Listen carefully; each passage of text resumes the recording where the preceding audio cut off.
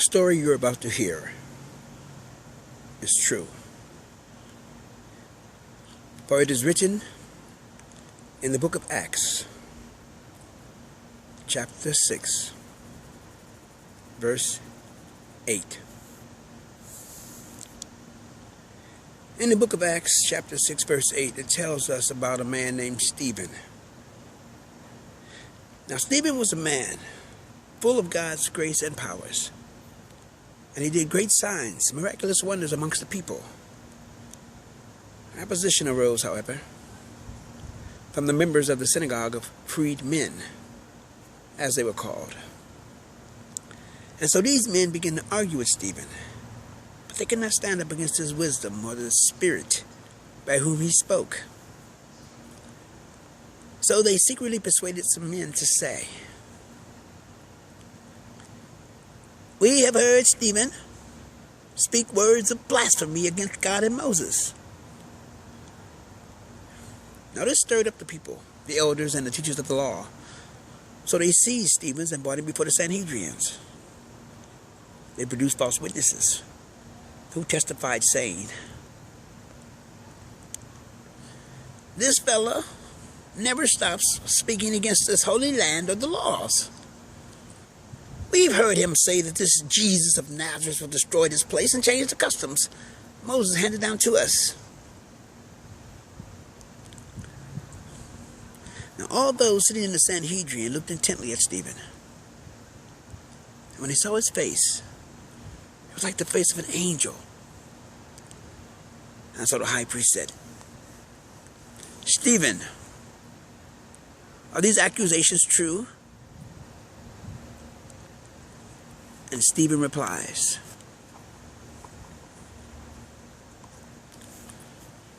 "Fathers and brothers and sisters, listen to me. The God of glory appeared to our father Abram while he was still in Mesopotamia, before he lived in Haran.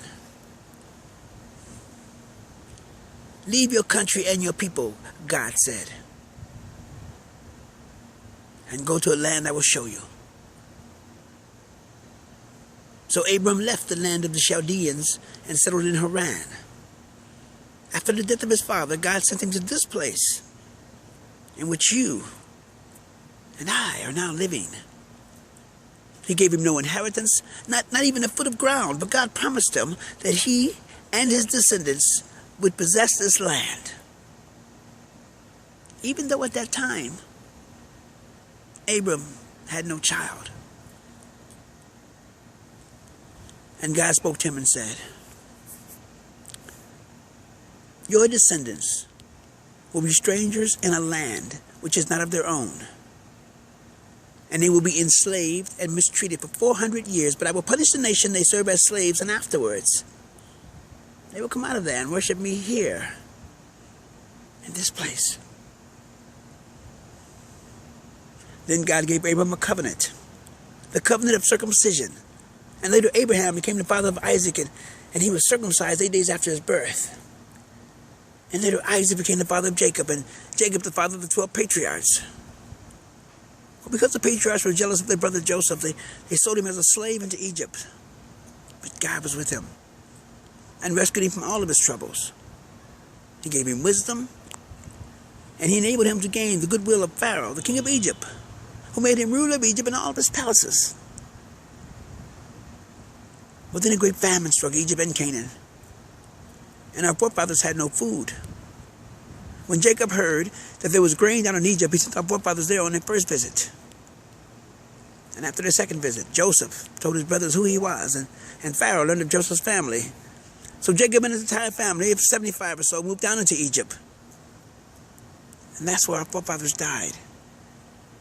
Their bodies were brought back up to Shechem and placed in a tomb, which Abram had purchased from the sons of Hamor for certain sums of monies. Well, as the time grew near for God to fulfill his promise to Abraham, the number of our people in Egypt had greatly increased, and a new ruler had taken over, who knew nothing about Joseph or his family, and dealt treacherously with our forefathers, forcing them to kill their babies by throwing him into the water.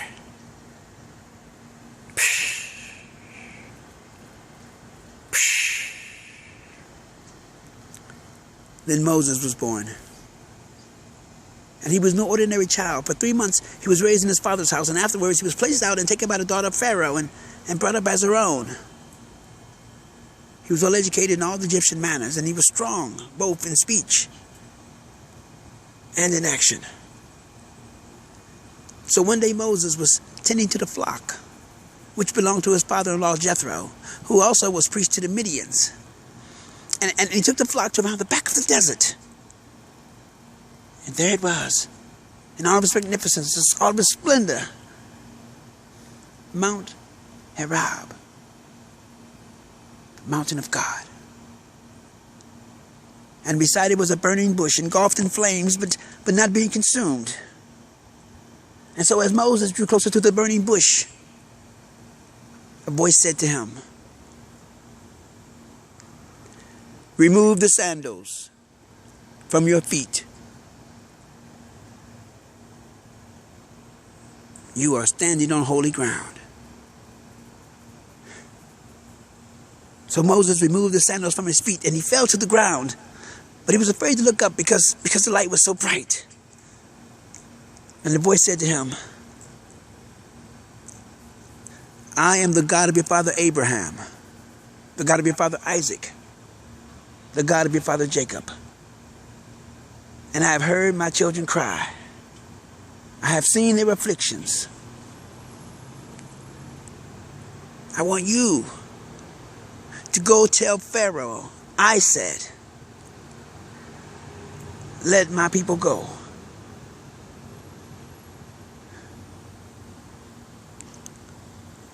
And Moses replied, "But, oh Lord, who am I that I should go to Pharaoh and tell him to let your people go? And when the children of Israel ask me, who sent me, what is his name, who shall I tell him sent me?"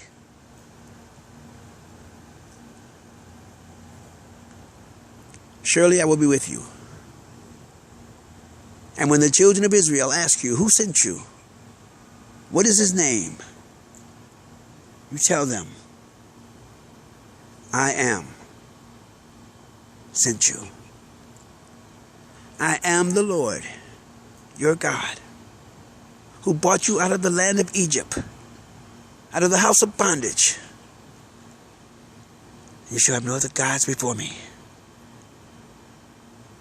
You shall not make for yourselves a carved image or any likeness of anything that is in the heaven above, or that is in the earth beneath, or that is in the waters under the earth. You shall not bow down to them nor serve them. For I, the Lord, your God, am a jealous God, visiting the iniquities of the fathers to the children of the third and fourth generations of those who hate me, but showing mercy to thousands who love me and keep my commandments.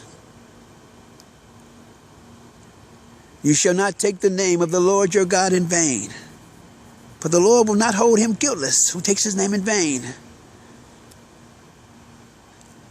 Remember the Sabbath, to keep it holy. 6 days you shall labor and do all of your works, but the seventh day is the Sabbath of the Lord your God.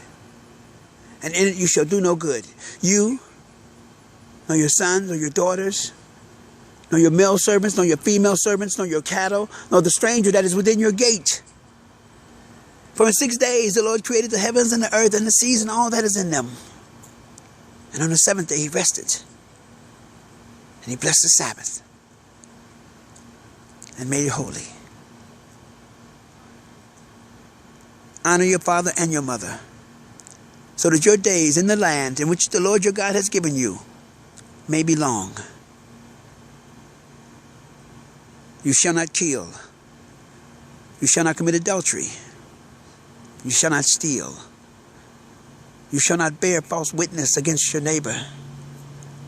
You shall not envy your neighbor for anything that he or she may have, their home, their car, their clothes, their children, their jewelry. You shall not envy anything that is of your neighbors. And you shall love one another as I have loved for you.